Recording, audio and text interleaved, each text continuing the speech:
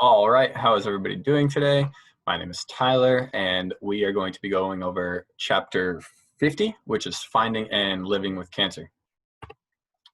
So a little bit of introductory information that most of us know already. Cancer is a group of cells which exhibit uncontrolled growth. The development of cancer occurs in a two-step process. The first step is initiation, which is a change occurring in the cell's genetic material, and this can be caused by a lot of different things, carcinogens, that type of thing. And then the second step is promotion, which allows an initiated cell to become cancerous. Cancer can develop at any age, but it is definitely more common in older people. And there are a couple different cancers that we see more commonly in older people. But an interesting fact is that over half of cancer diagnoses and deaths occur in people over the age of 65. And then we know that cancer is harmful in a bunch of different ways. It interferes with organ functions. It can spread to other tissues or metastasize, and it can damage tissues and blood vessels. On page 67 of my textbook, and hopefully a lot of y'all's textbooks, there's a bunch of different definitions for words under the title talking about cancer. I just picked a few of them that I thought might be interesting to show. And those are anaplasia, which is just a lack of differentiation. Differentiation is the extent to which cancerous cells resemble normal cells. Less resemblance usually means they're more aggressive. Neoplasm is a tumor, whether cancerous or non. And then remission is the absence of all evidence of cancer after treatment. Screening. So early diagnosis is important, but unfortunately, as most of us know, early stages of cancer actually rarely cause symptoms, so it's hard to get that early diagnosis. The best way to get an early diagnosis is through regular screening, which can often be done at home with the help of a friend or relative. Women can examine their breasts for breast cancer. For colon cancer, it's possible to just take a small stool sample, and they have these little cards that you can put it on and send it into the lab, and the lab can screen you for colon cancer like that. And then with skin cancer, you can just examine your skin or have a relative help you, because we can't all see all of our skin, so the relative can help check your back, things like that. Recognizing the warning signs. We have a few different warning signs. Pain is one of them. As the cancer grows, it puts pressure on other tissues, causing pain, but not all cancers are painful. And there are some cancers out there that can get very, very big without causing pain. So it's not the end all be all warning sign. Bleeding is one of them. And part of the reason that cancer causes bleeding is that the bond between these cells is pretty weak. They don't have a good, strong bond. And this allows them to tear easily and bleed. Another way that cancer can cause bleeding is as it grows, it can damage the blood vessels, which causes bleeding. The location of blood may help to identify the location of cancer. And another warning sign would be enlarged lymph nodes. As the cancer spreads, it gets in the lymph nodes, causing them to get bigger, hard. They're difficult to move, but they're not painful like they would be in other types of infections. More warning signs would be weight loss. We know minor weight loss occurs in the early stages, and then as the cancer advances is when you start to see severe weight loss, which is also known as cachexia. Weight loss due to cancer can be a result of a number of things. It can be a release of cytokines that your body is releasing to fight the cancer.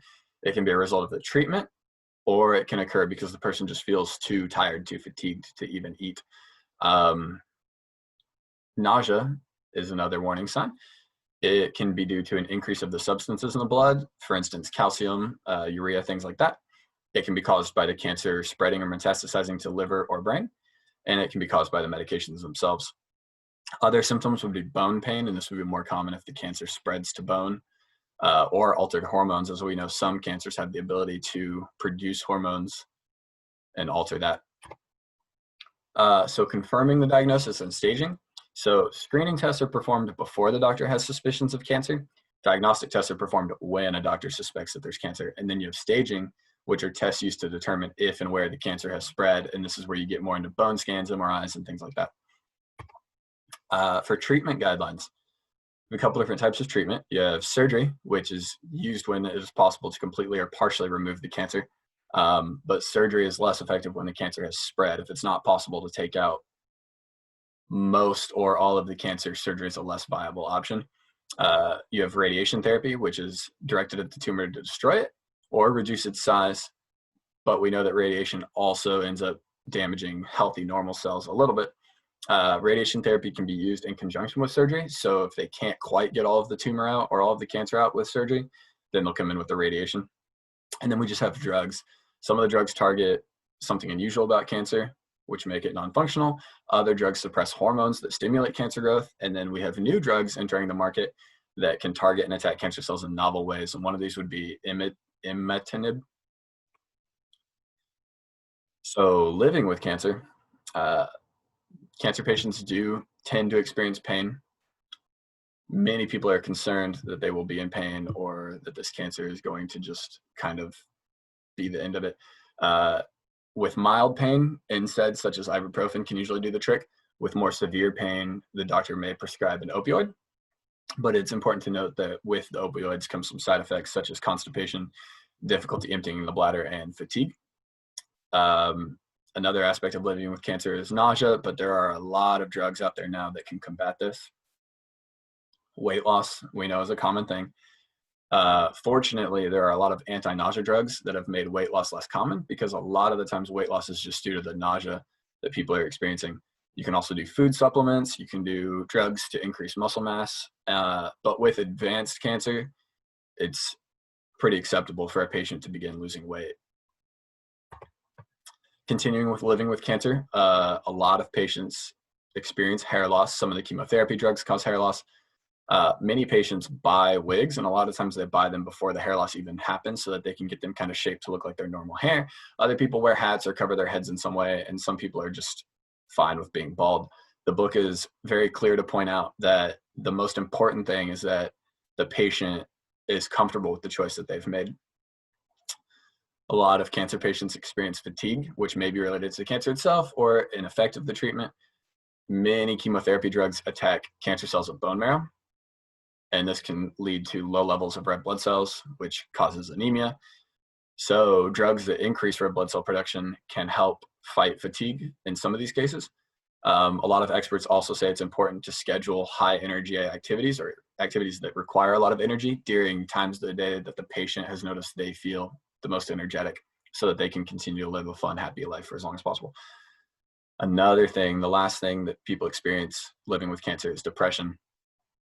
And I think a lot of times when they get that cancer diagnosis, it's at a certain age, you feel like it's the end. So they're feeling hopeless and overwhelmed.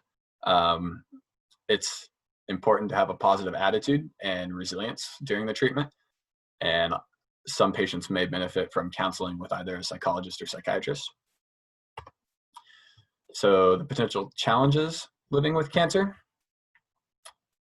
The treatment may extend for several months. It can become tiresome to continue doing the treatment.